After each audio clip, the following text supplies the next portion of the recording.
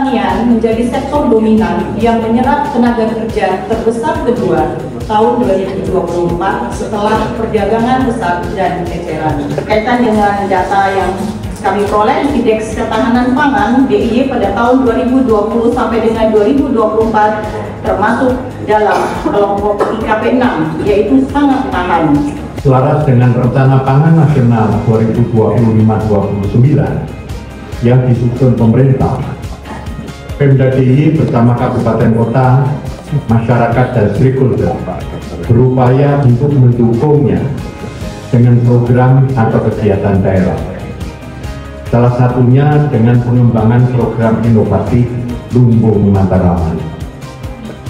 Konsep Lumbung Mataraman bukanlah bangunan fisik, gudang penyimpanan, melainkan lumbung pangan hidup yang berbasis dari rumah tangga dan kelompok tani dengan filosofi nandur opo sing dipangan, mangan opo sing ditandur. Masing-masing lumbung Mataraman di kelurahan atau kelurahan nantinya diharapkan dengan mendukung ketahanan pangan dari sektor unggulan antara lain padi, jagung, hortikultura, perikanan, dan peternakan. Pertumbuhan di atas nasional 5,11. Ini tepuk tangan untuk Pak Gubernur.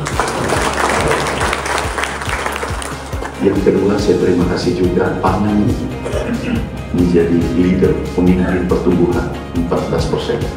Dan pertanian sekarang ini pertama dalam sejarah pertumbuhan ekonomi penyumbang terbesar. Pertama dalam sejarah itu dari pertanian.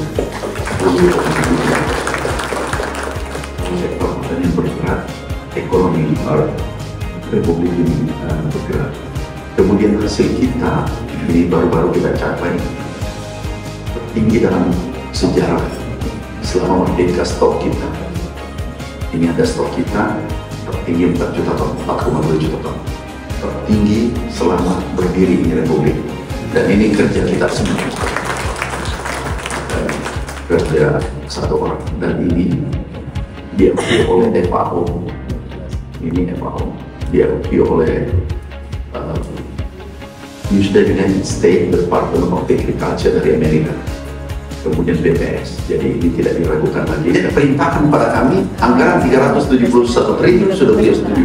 Hilirisasi semua yang demandnya tinggi, kakao, mente, kemudian kopi dan seterusnya, anggarannya sudah turun. Hari ini saya tanda tangan turun anggarannya 8 triliun, total 40 triliun. Kakao kita dari Sulawesi Tenggara, mente Sulawesi Tenggara, dari Jawa Timur, mente dan kakao kita. Kemudian diekspor ke Singapura. Ini ketersediaannya dulu. Jadi ketahanannya di bawah. Jadi ketahanan pangan itu dibangun melalui 3 indeks. Yang pertama indeks ketersediaan, yang kedua nanti indeks keterjangkauan, dan yang ketiga indeks pemanfaatan. Nah, dari indeks ketersediaan pangan pun ini juga naik, Pak Menteri. Meskipun kalau kita amati DIY ini memang lahannya sangat terbatas, dan dari hasil sensus pertanian yang terakhir 2023, petani gurem terbanyak di Jawa ini juga. Tapi ternyata indeks ketersediaan pangannya ini naik. Nah, dari mana ini? Nah, ini yang menarik, bagaimana lumbung Mataraman itu bisa menjadi salah satu alternatif. Karena kalau mengandalkan sawah saja, itu terbatas, sangat sempit. Kami hadir di acara evaluasi triwulan Pak Gubernur, yang salah satu tema kita angkat adalah pangan.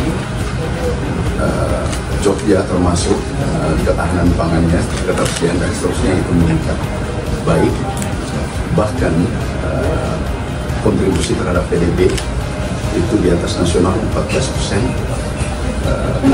terhadap pangan terhadap PDB. Juga ketahanan pangannya itu baik.